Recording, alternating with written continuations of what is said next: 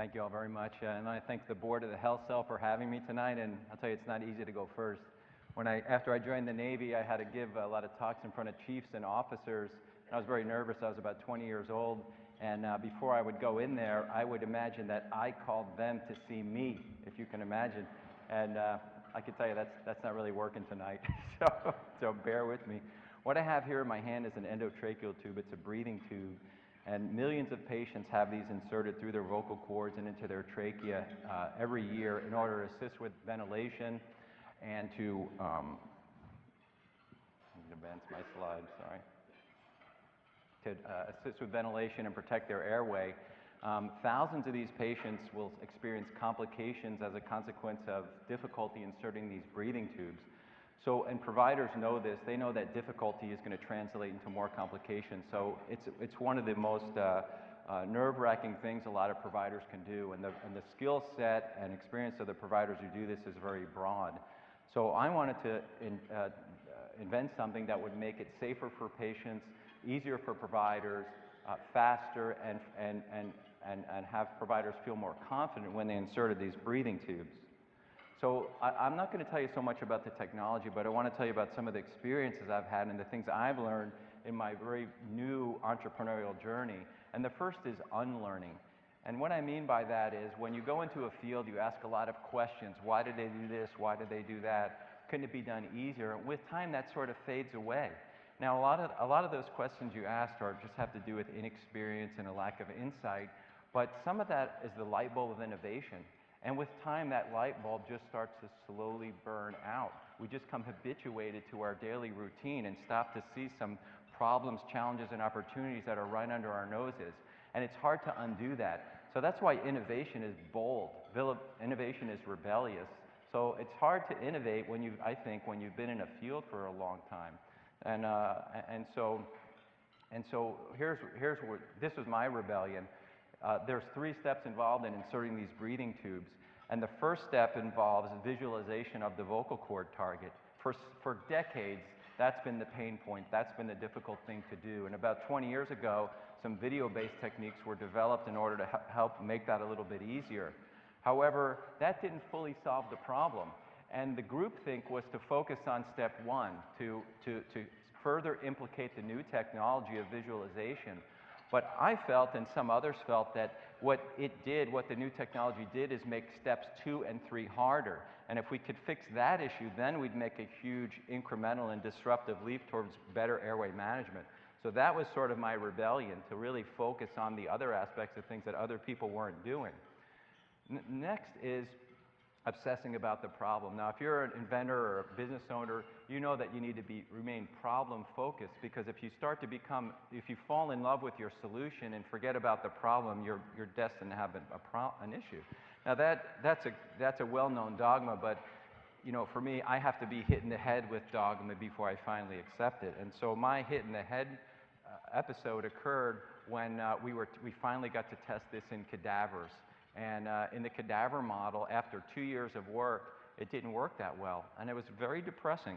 I remember that day very well. Now, the innovation or inventorship is like a sine wave. There's highs, lows, there's down periods, up periods, and so that was a rig down period for me. And so we kind of licked my wounds for a while, got back together with my engineering team, and we refocused on the problem.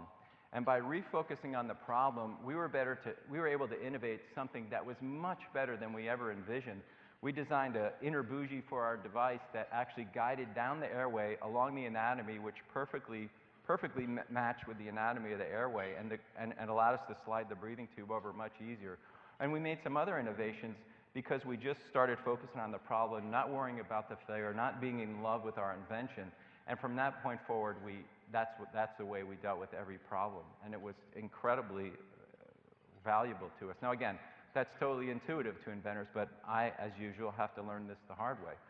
So, so as I said, we faced every challenge that way.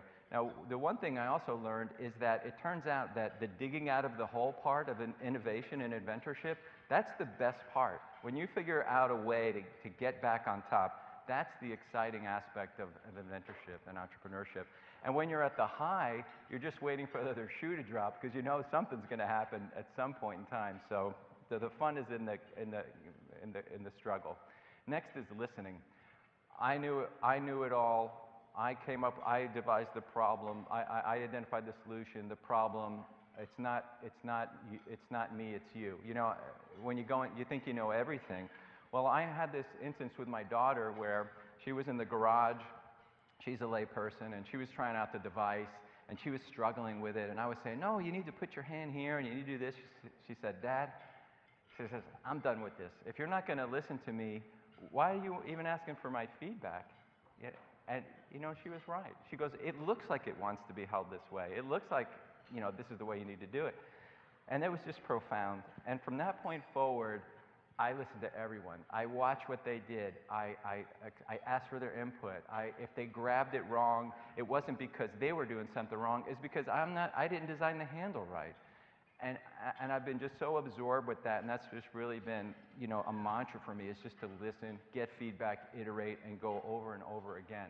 So that's just been a very valuable lesson to me. Now, I'm going to stop here on this picture because it reminds me of, I want you to think about what an amazing place San Antonio is to work in the space I'm working in, airway management. Think about the nexus of UT Health, UHS, the South Texas Medical Center, the incredible military medical complex, Southwest Texas Research, our increasing entrepreneurial space. We have medical device manufacturers in San Antonio. It's really, for what I am doing, it is becoming the perfect place to do this, so I'm very happy about that. Next is adapting. You know, I thought that I would draw this on a napkin and I would give it to some engineers, and then they'd FedEx me in a couple months my finished medical device, and it's not like that. I mean, I was given so I had to learn a lot of things like 3D illustration and 3D printing. I was drawing pictures, giving it to the engineer, then that would take a week. I'd find somebody with a printer, that would take a week, and it would take 2 weeks to get a part back and for me to know in a minute that it didn't work. So once I learned to 3D illustrate, I got my own printers, and I really took hold of the iterative process. It became much more easier, and it was very enjoyable. But I didn't really think I'd have to go there in this journey, but I did. And so this is where all the magic happens. This is the garage. This is the inventor workshop, and that's where I spent all weekend. And note the cat beds; those are integral to the operation there, because the cats have to keep me company. But that's the base of operations. And then on the weekend I innovate, and on Monday I bring it to work and I let the students and residents try, and I observe and I get their feedback, and you could see, anyone would know that was positive feedback. If you don't know what that looks like, that was good feedback. So it was working well. And so that's how you go from a copper tube and a nylon barb connector bought at Lowe's to a medical device company with a viable product in your garage with a very small budget. Those are the things I had to overcome and had to do in order to do this. And so one of the board members asked me, so okay, how are you going to wrap it up? I mean, what's the point of your talk today? And it's this has been an incredible journey. It's been more fulfilling than I could have ever imagined. And it's not work. It's hard. It's very hard, but it's not work. You know what I mean? It's like reminds me of my family. We're all craftsmen and craftswomen, and my grandmother in particular. She was a seamstress, and she would work making slipcovers and draperies in the basement till 2 or 3 in the morning. And I'd go down there, and she'd take cat naps like Thomas Edison. She'd come up, take a little nap, keep working, and I'd go down there. And she would, you'd think she'd be unhappy, miserable because she's working. And I'd go, how you doing? She goes, great. She goes, let's make some pancakes. And she'd go do that. And, and it was just so inspiring. She was a labor of love for her. And of course, she had gratitude, which is everything. So really what I want to get across is this. Maybe there's one person in here who has an idea, who has an innovation, who wants to take a risk, who wants to do something. And if that one person were to go home tonight and say, if that guy can do it in his garage, then I definitely can do this. So, and whoever that person is in the room, I really hope that you do, because I feel like I'm getting an MBA for free. Although it's not for free, I've learned so much and it's been so satisfying. So I want to thank you all very much, and God bless all of you.